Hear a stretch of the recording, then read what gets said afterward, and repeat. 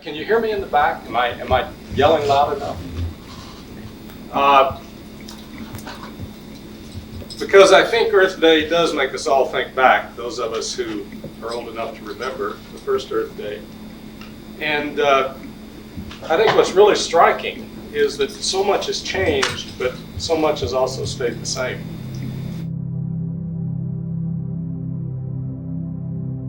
More and more, we're realizing that environmental destruction is built into our way of life.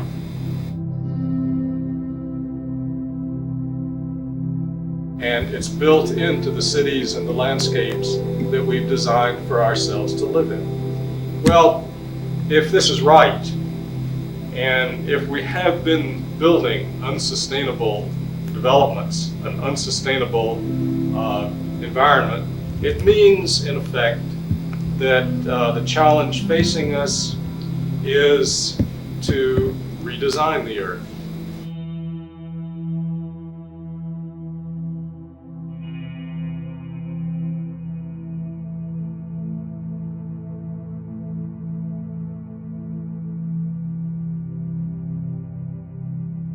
What is design?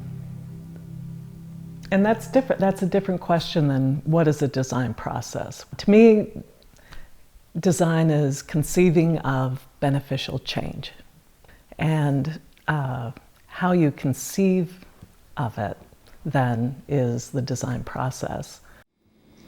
And what's especially daunting about it is that we don't really know how to do that yet. We don't really know how to design a sustainable environment.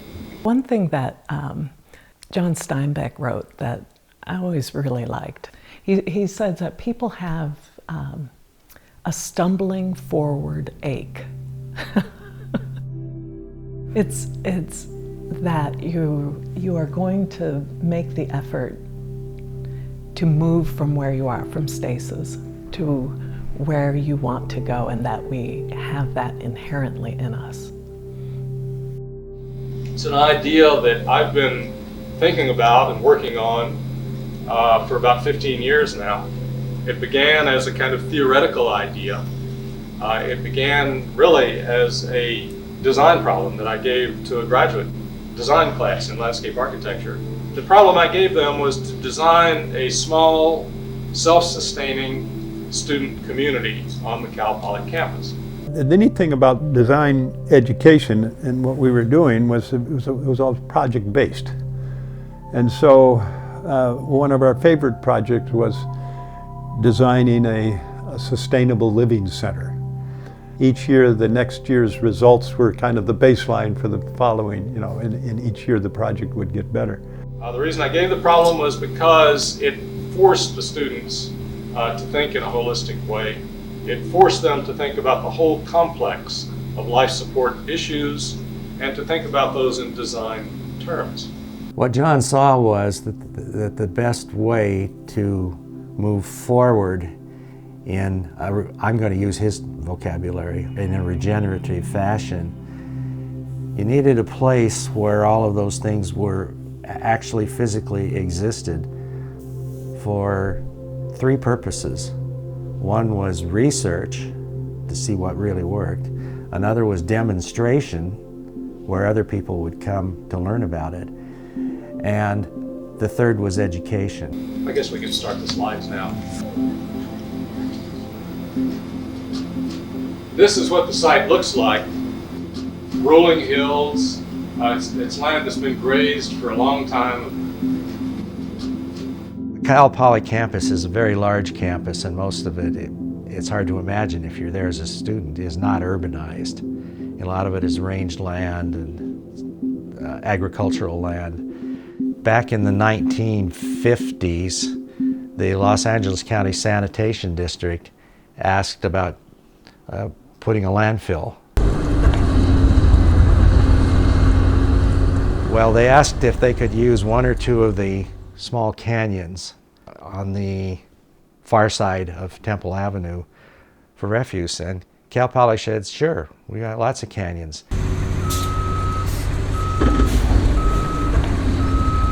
We could see that hill where it was built, which was a hill of trash.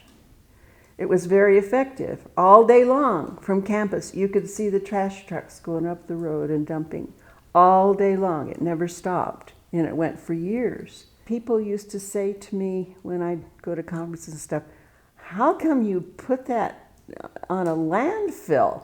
Why didn't you go, you should have come up to Santa Cruz, or, you know, that, I really heard that at Santa Cruz. And I said, what better place than the smoggiest place in the United States, which Pomona was then, and what better place than when you watch LA's trash going by every day. They built a model of what regenerative studies would look like. They took that Lyall model and they took it to Battle Creek, Michigan, to the Kellogg Foundation, and they got the money, not some money, but they got most of the money. And so when I used to do tours of the Lyall Center, I always said, this is what I call the $6 million model, and that's why we're standing in this building right now.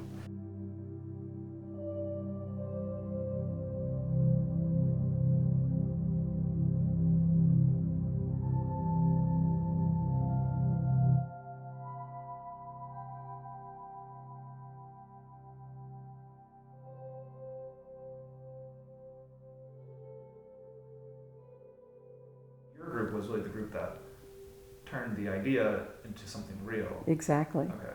And wrote the curriculum. And the curriculum. And that's why we have the shovels, because that was the groundbreaking for the buildings. Bill in energy systems, me in human systems, Victor in agriculture, and Ron Quinn in all the biological systems, and John for the design and architecture and shelter. You have to have an academic program there. You know, research and demonstration is fine, but you have to have an academic program. And that took us 2 years, I think. And for any new thing academically, that's warp speed. It doesn't sound like it. It's a big headache just to teach a new class and get it in the catalog. It's a mega headache to say, well, we want a new major. And you say, and then say, well, no, not just an undergraduate major. We want an undergraduate minor, and we want a graduate program. John always made us feel like, you can do it. You have a blank seat. It's your thing. Together, it's all our thing. I'd never felt that kind of protection and freedom before to totally create a program.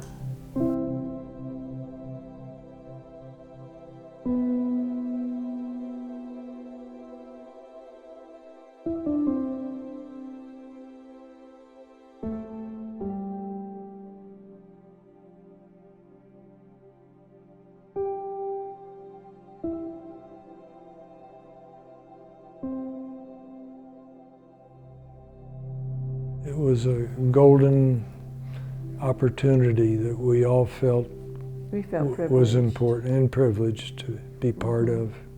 It never could have happened without John. I'll just get choked up. Ever. So I'm glad it's called the Lyle Center. Well, first I want to ask, like, just some general questions about your dad. Yeah. Like, what, if you had to describe his personality, just because, you know, I haven't met him, what was he like? To me, he was a very thoughtful person, somewhat soft-spoken, but also very confident, and work was just, it was very linked to the way we lived. It was sort of like being an artist or something. Like, I think some careers, things get more merged than others, and for him it was very merged, and like his social world was very connected to his work and whatnot. That said, when we went to the Sierras, we would go like skiing or hiking, or he would read fiction. Like, it wasn't like he was always, you know, but yeah, they were all very linked, and it was more like, I feel like it's more like growing up with a religion, like a whole like philosophy, way of life kind of thing.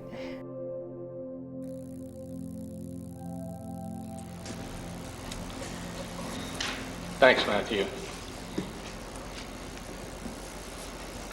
I'm going to be talking tonight about the Center for Regenerative Studies at Cal Poly and how it came to be and how it was designed and how it's functioning now.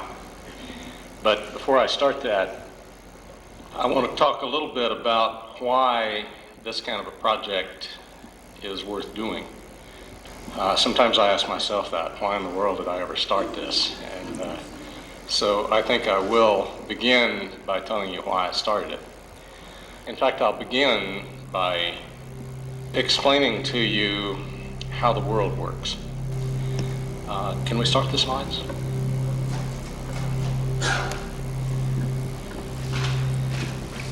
This, in a nutshell, is how the world works, at least the industrial world. On the one side, we have the sources which are being depleted very rapidly. And on the other side, we have an overloading of the sinks, which we call pollution.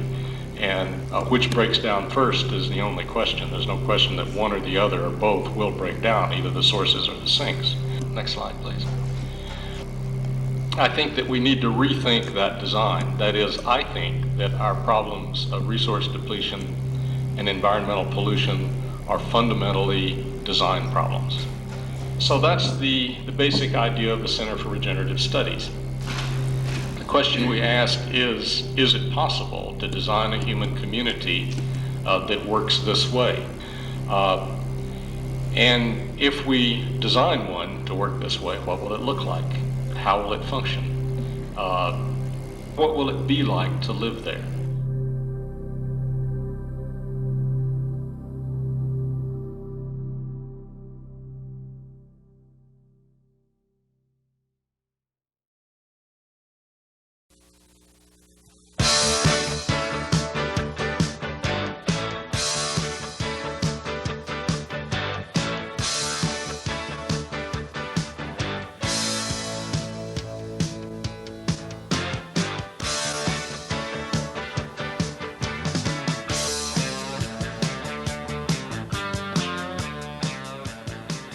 Hello, and welcome to another edition of Inside Cal Poly.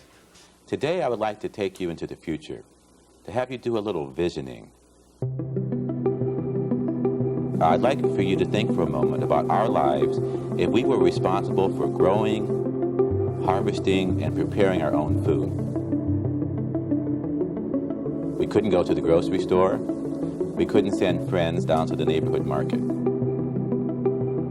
Weekly trash collections would not be made, and our water would not run when we turned on the spigot.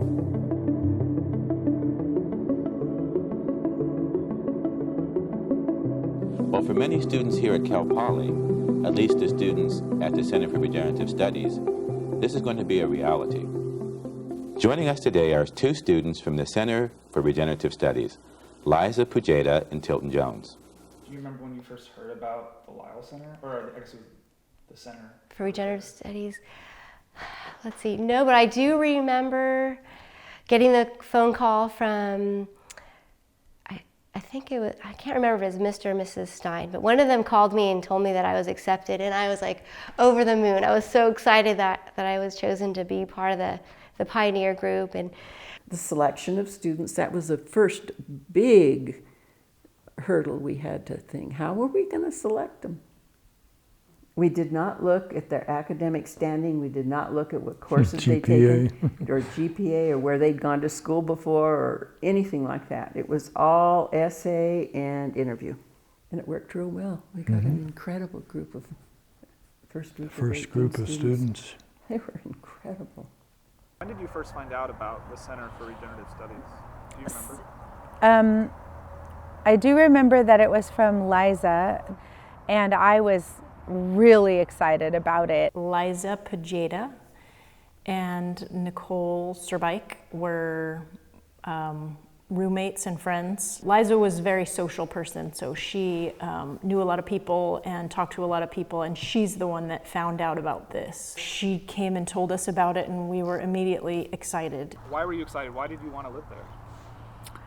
I care about the earth. As a college student, I really wanted to make an impact, a positive impact on the earth, and I just knew, and so did Nicole and so did Liza, that it was an incredible opportunity.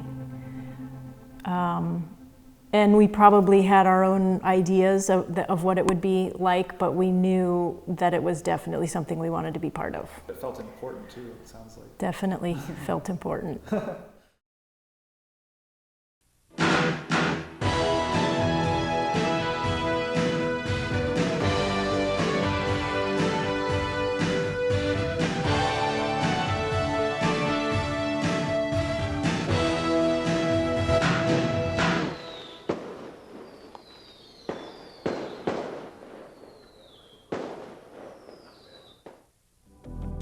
The Center for Regenerative Studies is one of the most environmentally friendly residences in the country.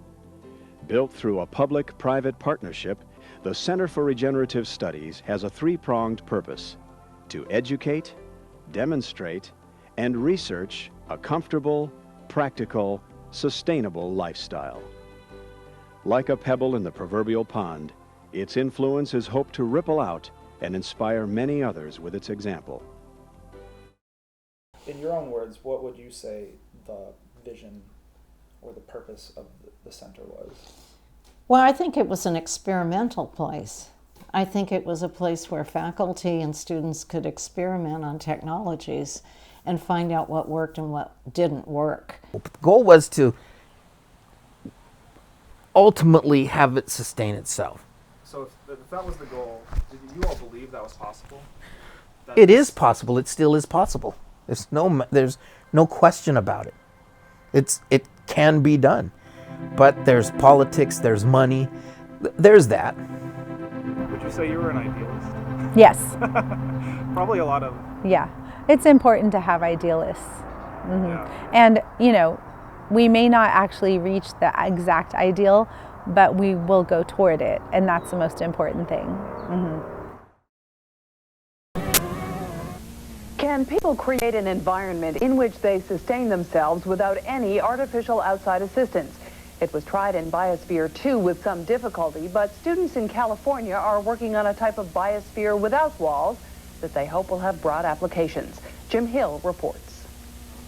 Here I go. They're not exactly building a new world here at California Polytechnic University, but they are working on more efficient ways to live in it. 18 students hope to turn 16 acres into a super efficient environment that can be sustained with few, if any, outside resources. There was a big burst of publicity when the Regenerative Studies Center was opened. You've probably seen some of the archived newspaper articles, and it was on television, and there were reporters came up, celebrities came up for events. One of the headlines that I saw that always made me cringe is, well, this is just Biosphere without the dome. No, that's not what it is, but people at the time knew what Biosphere was, and they thought, well, this is like Biosphere, except they didn't put a lid on it. This is not like the famous Biosphere experiment. Instead, this project is designed to fit into the surrounding community instead of being sealed off from it. Unlike the so-called hippie communes of the 1960s, students here say they don't want to live apart from society. Their goal is to be in the mainstream, but without creating such a large waste stream. We're trying to change the hippie image. Educated, mainstream people can live this way and still be considered, I guess, normal. Did it feel like you all were doing something kind of important or like special? Or? Oh, totally. I think that was kind of promoted by the faculty, and with all the news coverage that we were getting and the various dignitaries that were coming up, I think we felt pretty special, and a lot was expected of us too at the same time. Students hope someday all their power will come from this high-tech solar generator. The sun's energy already heats their reclaimed water supply. South-facing windows heat their rooms during the winter, while fans and taller windows create cooling breezes during the summer. And this spring, they hope to have landscaping that can cover both the ground and the dinner table. I feel like it was quite a while before we had gardens. I feel like it might have been even almost a year before we were really gardening. Of course, at the very beginning, it was barren up there. We didn't have, the trees. Come on, if you look at some of those pictures, it was just a wooden structure and dirt.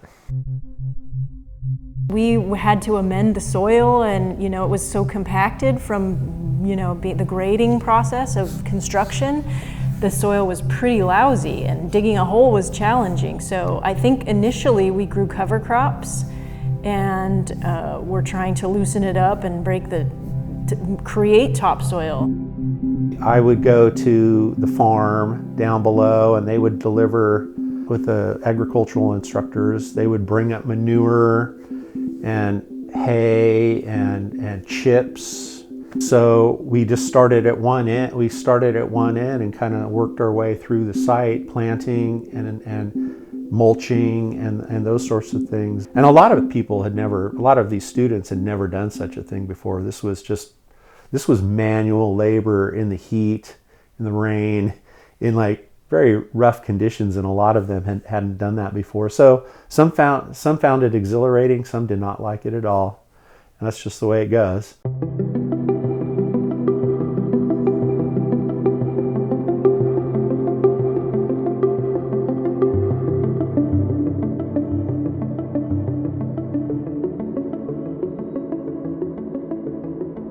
As a way to get around like the bad soil that we had up there was we built planter boxes so we could have basically put the good soil in there so the plants could grow in the good soil, so we'd at least have something growing that we could harvest and eat from that too. We built the first rooftop gardens.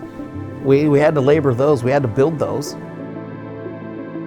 We planted grapes to grow up on the trellis, so that would then shade the windows in the summertime and cool it off a little bit. We planted a lot of those trees. I don't even know if they're there anymore. We found a photo of like the first tree that was planted at the center, and we took a picture of it. For every garden we got planted, every space that we were able to amend the soil, I mean, our ability to feed ourselves grew, and that was a very tangible thing.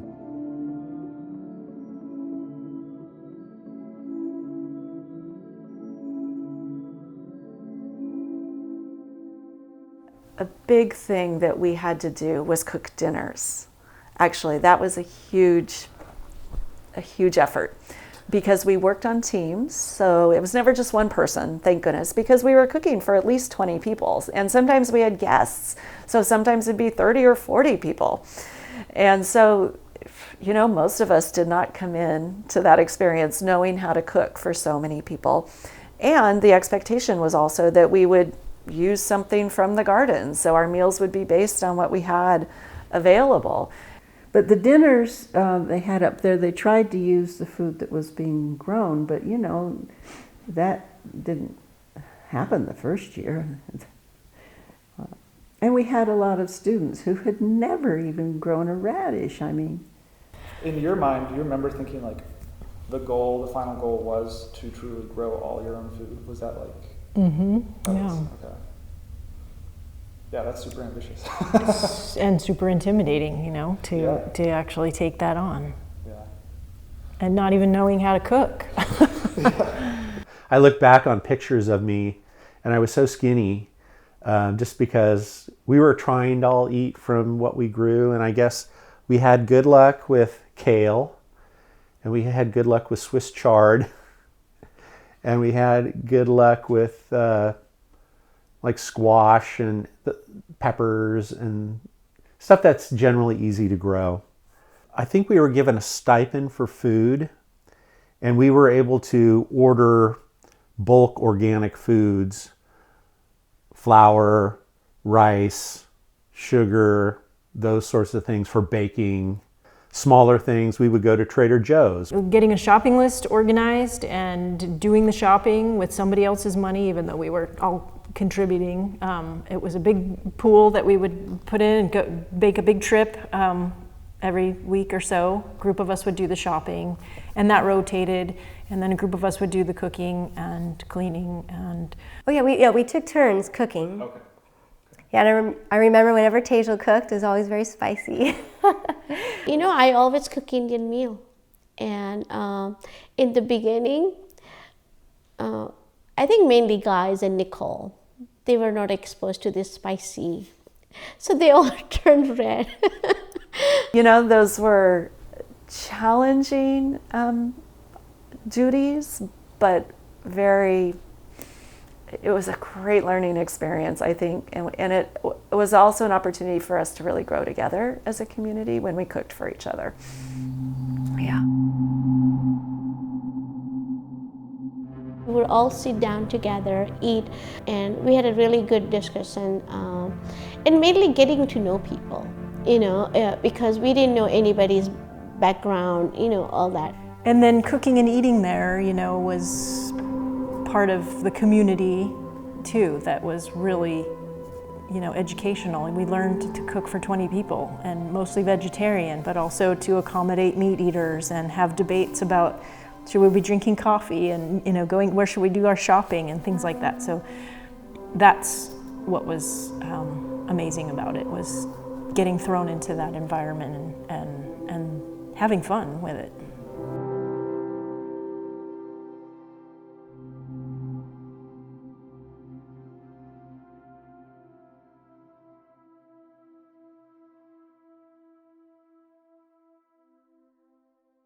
Well, when you decided to live at the center, did you think were you thinking oh, I'm gonna have a great group of friends at the end of this? Was that what you're really thinking about? It was unknown. I had no idea who was going to be there. I didn't know. I was just hoping that there were like-minded individuals. And that's the connection. Everyone were like-minded individuals. Like-minded in what way? Of saving the planet. Now, to get away from energy and materials for a minute and talk about a somewhat different but very closely related subject. We realized early on that almost all regenerative technologies, they tend to be very small in scale. They tend to work best at the community scale. Now, you can't create a community, but you can create the conditions that make a community possible and likely to happen.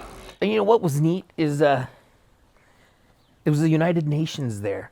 Everyone there from all religions, nationalities, we were all multinational and we were living cohesively together. It was really magical to put so many people from diverse backgrounds together. Yeah, just meeting people that maybe I normally would not cross paths with. And that's pretty fascinating because there was no one else up there who was a hotel restaurant management, hospitality major. You could be any major and apply to be a student at the Center for Regenerative Studies, and we got all majors. I studied animal science pre-vet with a minor in regenerative studies. I double majored urban and regional planning, environmental emphasis, and economics. So I was an agronomy major but I was the first student, or at least one of the first students, to have the emphasis of sustainable agriculture. So I'm a civil engineering. I graduated with the environmental option. When I got into the program, I was late, so I wasn't part of their group in the beginning. They had one girl who was supposed to start, and I think she backed out of the program. So then there was my chance to get an interview. So Sharon took my interview, and I got lucky and I got in. I was just too happy to be there, and because at the dorm, I knew that if I would have lived in a campus, it would have been hard for me to make friends easily compared to how I was in the community here. I think something that I didn't realize, but I gained more than what I expected.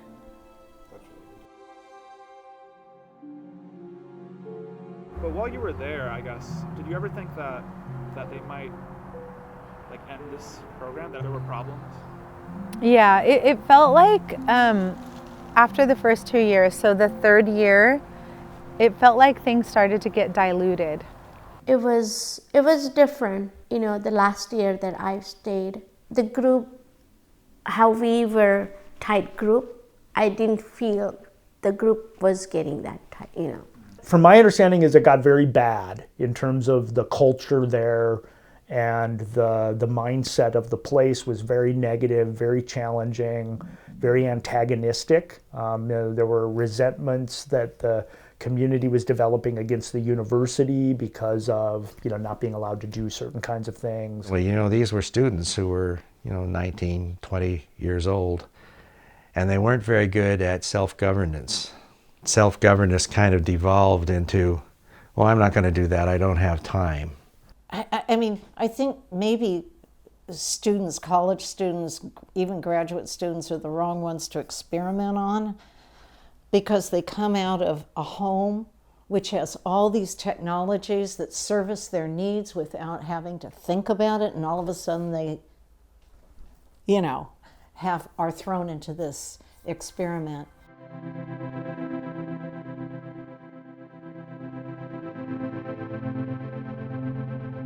They had way, way, way too much to do. And we learned that the first year. Yeah. Absolutely.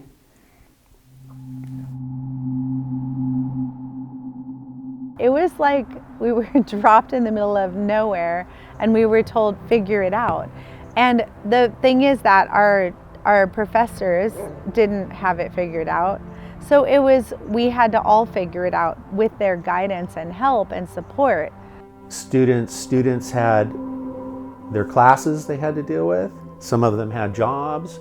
So everyone had all these other outside things that they were doing and couldn't devote 100% of their time to this place. That's what it really needed. But their hearts were there. Yeah, their hearts were in it for sure. Because we knew this was a new program, we all put in our best efforts, and we all wanted to make it work. Did you ever feel like pressure? Or, did all of you feel any pressure that you had to make this work somehow, or it was on you to do, because you called yourself the pioneers, right? Right, yes. I think, we were trying so hard and working so hard all the time to be doing a good job that it did get old. It got tiring, that's all we thought about and that's all we talked about, and that's what we lived. And there were times when we were like, let's just forget about it and let's just, let's just go get a burger or something. A lot of assumptions went into the planning of the student part of the program, that the students would be altruistic, that the faculty would be altruistic. The students just became a big problem. They were kind of looking at us as adversaries, just some other people who were trying to make them do things that they didn't want to do. So one of my predecessors in the director role, and again, this is before I was here at the university, made the decision to remove the students and actually, not house students there for a few years. So it went from being this kind of living laboratory experiment to being something that all of a sudden didn't have people living there. Well, I'm just curious as to why the residential program was basically paused, after 4 years. I was wondering if you had it. Yeah, we know why. Oh, okay. Because John wasn't selected to be head of the center, and he should have been. It was his baby. It was his baby. He knew everything. You see, when there was this hiring process for the permanent director of the center, which we all, the four of us all thought would be John. And when that process happened, those processes take sometimes almost a year. But then it looked like he wasn't going to get it. And so then when he didn't... Well, it was said directly that he could not have it. Somebody made the decision that the first director of the Lyall Center was not going to be him, it was going to be somebody else, and they did a search for it. And John didn't go away mad. He didn't even go entirely away. John was never destructive, he was always constructive.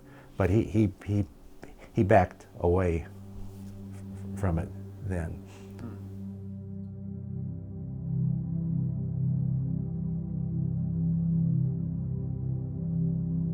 His relationship to the center did change after they appointed a new director, and it changed, I think, in two big ways. I think it made him realize he wanted to move and do something different. But it also made him then focus on taking the ideas of the center and trying to get them out beyond, which he started to do. He did that like those next 3 years. He worked on projects all over the country.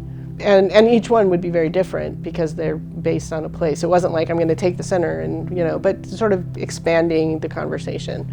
And I think he was really excited about that, really passionate. And it took like this thing happening at the center, I think, to then be like, oh, now where do I go and shift? And then unfortunately, he got sick. So he was traveling like internationally. So his health, even though he wasn't feeling great, his health was fine enough to travel all the way up to, I think there's a video of him doing a symposium in like May of 1998. And even in it, he's like, oh, I can't ditch this cough. And that was May, and then he died the 3rd of July.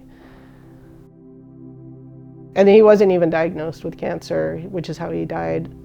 He died from kidney cancer. He wasn't diagnosed until it was like less than 3 weeks from when he was officially diagnosed to when he died. It was really shocking. It was really shocking. It was really fast, really shocking, and he had just started a whole new chapter of his work that he was super excited and like doing. It was really, it was, I think he had said something like he didn't think he would live to be really old, but.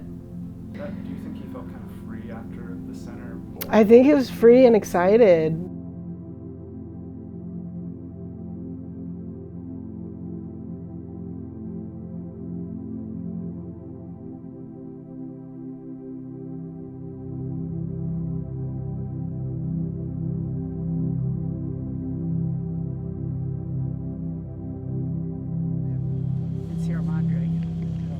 Was up here, and his studio was over there. We lived in Pasadena, but then we moved to Sierra Madre, and we bought a really beautiful home that was divided by Harwell Hamilton Harris, I think. But it's a beautiful home in Sierra Madre that we bought, and then he built a work studio for himself there. I think in our house he tried to somehow, he was learning from doing the center too. How do you change a little bit now so it's more part of nature, and we're part of nature too? When you come here and you look around, does it remind you of John? Like, does this seem like his place? Or is it more like, is it past that now? Is it more something else? Oh, that's why I come here, because I remember the place. I remember John here, this was his thing, something he was really interested in and had a lot of hope for. So, yeah. And I come back to see, kind of where it is right now. Yeah.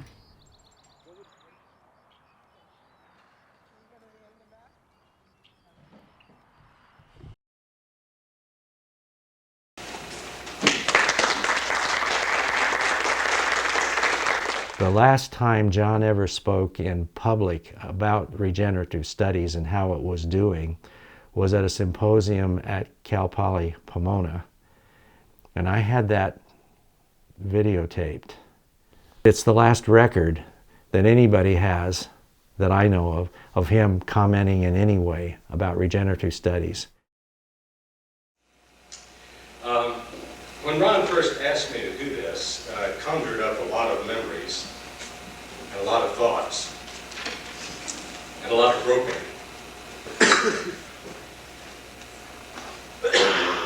But you could tell he wasn't well. He thought he had a cold and he was coughing a lot. And it's because he was really ill, but he hadn't been diagnosed yet. The request was that I review the original principles that led to the founding of the Center for Regenerative Studies.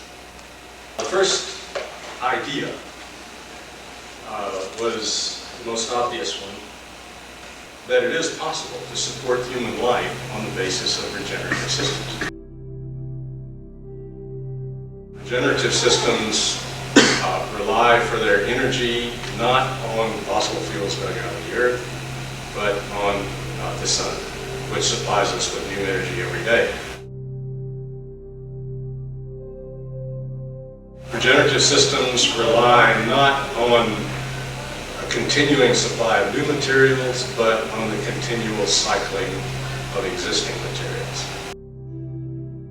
There are continuing processes of renewal that always are giving us new materials made from the basic components of old materials. Do you think a place can die?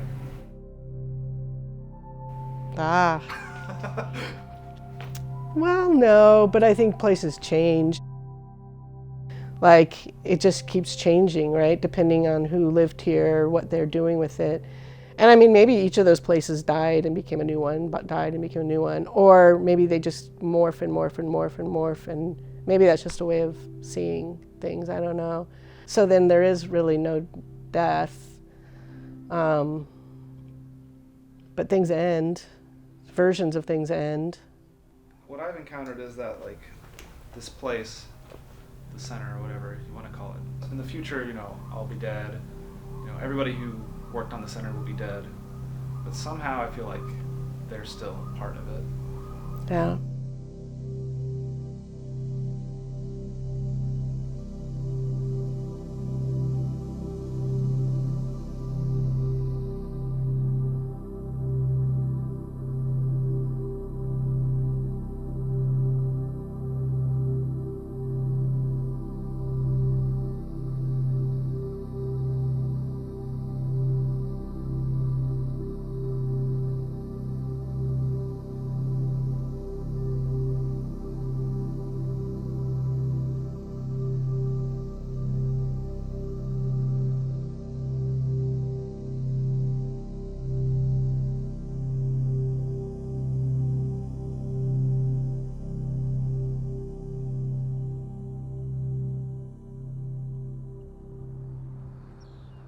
It's always been a question mark what the future of the center would be, and will continue to be so. There's nothing eternal about the center, and there shouldn't be. That's not what it was planned for. It's not like we built a cathedral there because we knew people centuries from now would be really glad to see this. But the fundamental premises that led to the establishment of the center have not changed. On the contrary, they've become more important because even people who don't care very much about these things know more and more from personal experience that something is wrong and it needs to be fixed. It's always an opportunity when things are kind of disrupted like that, and you have to put them back together to put them back together better.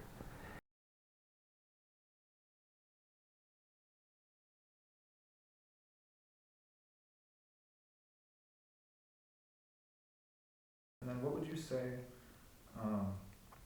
is the greatest opportunity at the center? I know you haven't been there in a while, but you know what it is and what's there. Well, I can tell you from a faculty point of view that it has been, for me, a wonderful opportunity to learn and do things with other faculty. Mm-hmm. In the process of education of students and to become friends. For me, if you know, I got plopped back down there, I would want to get to know the students. I really, really would. That was always my favorite part of teaching. To think that my best friends today are from the Regenerative Studies says a lot, that we had such a strong community and common bond. All of that original group, we stayed in touch after college, went to each other's weddings. Sarah and I were married soon after, and we've been married now for 25 years plus, and two children. We were at each other's weddings. We're like aunties to each other's kids who are now in college. and we care deeply about each other. The most rewarding is I made my best friends. I can't imagine my life, without them. The connections were for life. One of the key lessons that the faculty learned about sustainability from the experiences of the early years of the center is that fundamentally, the challenge of regeneration and sustainability, those challenges are not technological or systematic in their understanding. They are social. Yeah, we learned a lot environmentally and just socially. You're right. I don't think you can separate those two. Believe it or not, I learned how to work with a group. I didn't know it then, but I know it now. Everyone's going to have their differences, and that's okay. Let's put them on the table and let's see what we can do with that. Everybody talks so much about sustainability these days and sustainable living, but I don't think that most people really understand what all is involved or what it really means. And so I think it's a really great opportunity to go to a place where you can see all of those elements come together. And that was really the reason why the Center for Regenerative Studies couldn't just move into an existing building somewhere. It had to create its own environment. Places for learning should be designed to be teachers in themselves. The more I talk about it, the more I realize how important that kind of a learning environment is for our world. The way that we live and meet our needs is defective. And these are suggestions, they're powerful ideas about how to do something about that. They were 40 years ago and they still are today.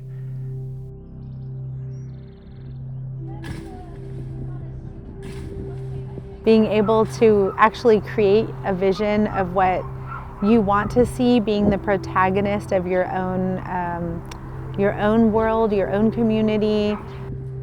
Adventure, it's an adventure. For students at Cal Poly now and faculty, what do you think the greatest opportunity offered by the center is? The same as it's always been. To see not only what the world is, but what it could be.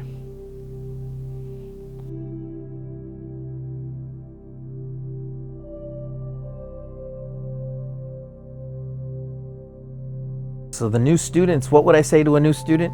Enjoy it and learn. That's all I can say, man.